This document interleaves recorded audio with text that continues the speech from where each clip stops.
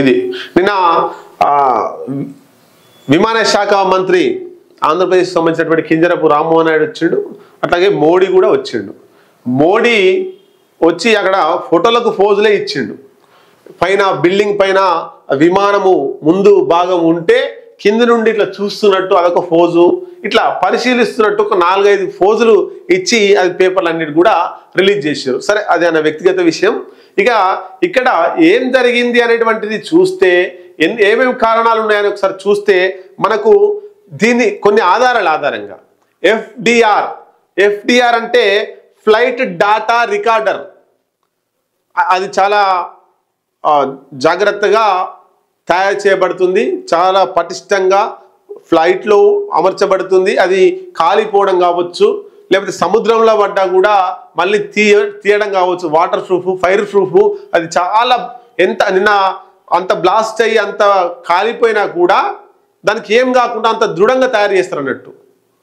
Flight data recorder ఫ్లైట్లో అసలు దాంట్లో ఏముంటుందంటే ఎంత ఎత్తు ఎగిరింది ఫ్లైట్, ఎంత ఎత్తు ఎగిరింది, ఎంత వేగంతో పోతుంది, తర్వాత క్యాబిన్ ప్రెషర్, గాలికి క్యాబిన్ ప్రెషరు ఎట్లా ఉంది, దాని ఉష్ణోగ్రత ఎట్లా ఉంది, ఇంజన్ సిగ్నల్స్ ఏంటి, ఇవన్నీ కూడా దాంట్లో ఎఫ్డిఆర్లో రికార్డ్ అయి ఉంటాయట. అది దొరికి దాని ద్వారా మనం బయటికి పూర్తి విషయాలు రావచ్చు. అదొకటి. రెండవది CVR cockpit voice recorder. Cockpit voice recorder అనేటువంటిది దాని ద్వారా కూడా ఈ 2 అంశాల ద్వారా ఎఫ్డిఆర్ అండ్ సివిఆర్, ఈ 2 అంశాల ద్వారా అసలు విషయం బయటకు వచ్చే అవకాశం ఉంది. ఈ సివిఆర్లో ఏముంటాయంటే చివరి ఘట్టంలో జరిగేటువంటి ప్రతి ఒక్క సంభాషణ దాంట్లో రికార్డ్ చేయబడుతుందట. ఈవెన్ ఇంజన్ సౌండ్తో సహా దాంట్లో రికార్డ్ చేయబడుతుంది.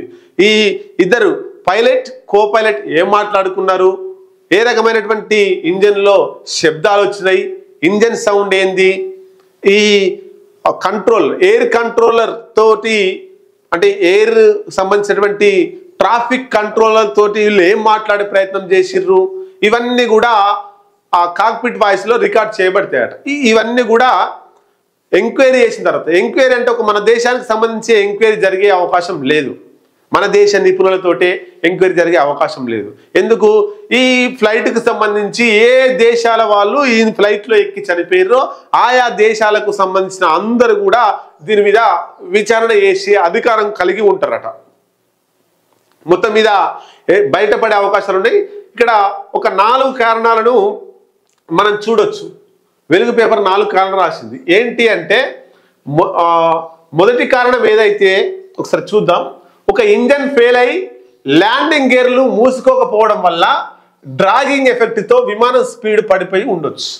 2 ఇంజన్లు ఉంటాయి, ఒక ఇంజన్ ఫెయిల్ అయ్యి ఇంకొక ఇంజన్ రన్ అయ్యేటప్పుడు ల్యాండింగ్ గేర్లు అవి మూసుకోకపోవడం వల్ల, టైర్లో లేకపోతే ఇంకేదో సంబంధించి అవి మూసుకోకపోవడం వల్ల దానికి గాలి ఎక్కువ తగిలి స్పీడ్ అందుకోలేకపోయింది, దాని ద్వారా కూలిపోవచ్చు, స్పీడ్ పడిపోయి కింద పడిపోయింది. అంటే విమానం లేచేటప్పటికి కొంత మూమెంట్ తీసుకొని స్పీడ్గా అయ్యి గాల్లోకి లేచి అదే స్పీడ్తో వెళ్ళిపోతుంది.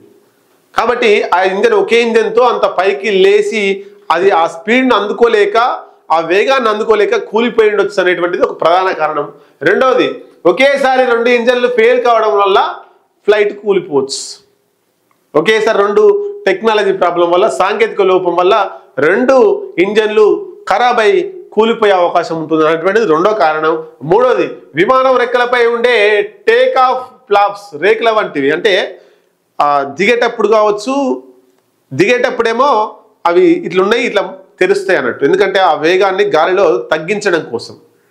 తర్వాత పోయేటప్పుడు కూడా సరైనటువంటి సమయంలో ఎక్స్టెండ్ అయ్యి తిరిగి యథాస్థానానికి రాకపోవడం వల్ల ప్లేన్ ఎగరడంలో లోపం ఉండి పడిపోవచ్చు అనేటువంటిది కూడా మూడో కారణం. 4వ కారణం, ఒక ఇంజన్ ఫెయిల్ కావడంతో పైలట్లు పొరపాటుగా పనిచేస్తున్న 2వ ఇంజన్ను ఆఫ్ చేయడంతో ప్లేన్ క్లాష్ అయి ఉండొచ్చు అట. ఒక ఇంజన్ ఫెయిల్ అయింది, పైలట్లు పొరపాటుగా పనిచేస్తున్న 2వ ఇంజన్ టెన్షన్లో ఏమైనా ఆపిర్రా అనేటువంటిది 4వ కారణం. ఇక ఒక 5వ కారణం ఏంటంటే ఫ్లైట్ ముందుకు వెళ్తున్నప్పుడు, ఆ రన్వేపై వెళ్తున్నప్పుడు వెళ్ళేందుకు కావాల్సినటువంటి బలం, అంటే అంత ఫోర్స్ తోటి పోవాలి ముందుకు.